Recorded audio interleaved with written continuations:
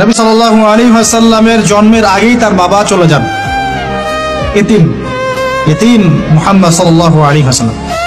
তার মা আমিনা 6 বছর বয়সে ইন্তেকাল করেন। সিচুয়েশন বুঝতে পারছেন? 6 বছর একটা বাচ্চার বাবাও নাই মাও নাই। তার দাদা আব্দুল মুত্তালিব তাকে সাথে রাখেন, খুব আদর করেন, খুব মহব্বত করেন, যেখানে যান সাথে করে নিয়ে যান।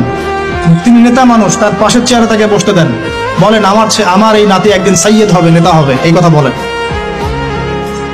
তিনি ইন্তেকাল করলেন 8 বছর বয়সে। তারপরে দায়িত্ব পেলেন চাচা আবু তালেব। নাম কি? এই 8 বছর বয়স থেকে নিয়ে নবী সাল্লাল্লাহু আলাইহি ওয়াসাল্লাম নবী হয়েছেন 40 বছর বয়সে, আর মক্কায় ছিলেন 13 বছর, প্রায় 53 বছর। প্রায় 53 বছর পর্যন্ত, 8 থেকে 53 বছর পর্যন্ত, এই যে লম্বা সময় চাচা আবু তালেব নবী সাল্লাল্লাহু আলাইহি ওয়াসাল্লামকে পাহাড়ের মতো প্রোটেক্ট করেছেন, পাহাড়ের মতো। পাহাড়ের পিছনে আপনি দাঁড়ালে কি বাতাস লাগবে? এভাবে তিনি প্রোটেক্ট করেছেন নবী সাল্লাল্লাহু আলাইহি ওয়াসাল্লামকে। তার সন্তানদেরকে যা খাওয়াতেন তার চেয়ে ভালোটা নবীকে খাওয়াতেন সাল্লাল্লাহু আলাইহি ওয়াসাল্লাম। স্পেশাল রান্না তৈরি করে তাকে ডেকে নিয়ে বসতেন, কারণ এতিম ছেলে, মনে কষ্ট আছে, হয়তোবা সবার সামনে বলতে পারে না, ব্যাপারটা বুঝেন না? তিনি এইভাবে ট্রিট করতেন। এমনকি নবী হওয়ার পরে আল্লাহর নবী সাল্লাল্লাহু আলাইহি ওয়াসাল্লামের বিরুদ্ধে পুরা সমাজ চলে গেল। কেউ গালি দেয়, কেউ বলে সাহের, কেউ বলে কাযযাব, কেউ বলে ফারিকুল জামা। মানুষ গালিগালাজ শুরু করলো, নিন্দা গীবত তহমত শুরু করলো, অর্থনৈতিক বয়কট শুরু করলো, সামাজিকভাবে বয়কট করা শুরু করলো।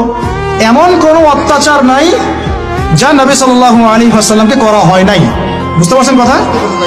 এইরকম একটা সিচুয়েশনেও চাচা আবু তালেব তিনি বলছেন, তারা তোমার দিকে আসতে পারবে না দলে দলে যতদিন আমি আবু তালেব দাফন হচ্ছি না মাটির তলে। কথা বুঝতে পারছেন? তারা তোমার দিকে আসতে পারবে না দলে দলে যতদিন আমি আবু তালেব দাফন হচ্ছি না মাটির তলে। এইরকম মানুষ চাচা আবু তালেব। মানে আমরা যারা এখানে উপস্থিত আছি, বাংলাদেশে 16 কোটি মুসলমান, সারা বিশ্বের যে এত কোটি মুসলমান, তার মধ্যে বেশিরভাগ মানুষকে যদি আপনি এক পাল্লায় রাখেন, চাচা আবু তালেবের অবদানটাকে আরেক পাল্লায় রাখেন, ওই পাল্লা ভারী হবে ইনশাআল্লাহ। কিন্তু শেষ পর্যন্ত চাচা আবু তালেব কালিমা লা ইলাহা ইল্লাল্লাহ করতে পারলেন না। কথা কি বুঝতে পারতেছেন ভাই? নবী সাল্লাল্লাহু আলাইহি ওয়াসাল্লাম বারবার বলতেছেন, চাচা খালি একটাবার কালিমা পড়েন, আমি আল্লাহর কাছে আপনার জন্য সুপারিশ করব, আমি আপনাকে জান্নাতে নিয়ে যাব, চাচা খালি একটাবার সাক্ষ্য দেন, শাহাদা দেন। হলো না।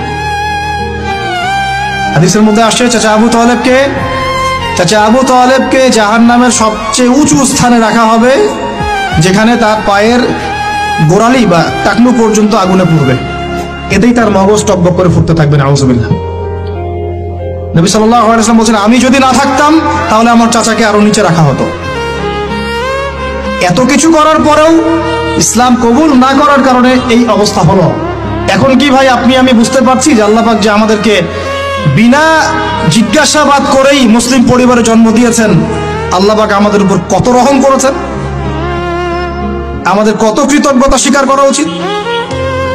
বিশ্বাস করেন, আমাদের যে সকালবেলা টয়লেট হয় না, ওয়াশরুমে যান টয়লেট করেন, আলী ইবনে আবি তালেব রাদিয়াল্লাহু আনহু এরকম বাথরুম থেকে বের হয়ে পেটে হাত দিয়ে বলতেন, মানুষ যদি জানতো এই যে শুধু ক্লিয়ার করে টয়লেট হওয়াটা কত বড় নিয়ামত আল্লাহ পাকের, তাহলেও সারা জীবন সেজদায় পড়ে থাকতো।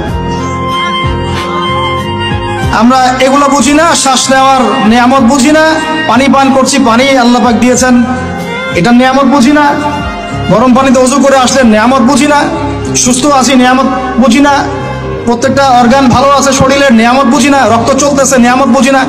আমরা আল্লাহ পাকের নিয়ামতই বুঝি না, শুকরিয়া আদায় করি না। আর ওই যে কালিমা লা ইলাহা ইল্লাল্লাহ আল্লাহ পাক পড়ার তৌফিক দিয়ে মুসলিম বানিয়েছেন, এটা তো মোটেই বুঝি না। কত বড় নিয়ামত আল্লাহ দিয়েছেন আর কত ইহসান আল্লাহ করেছেন।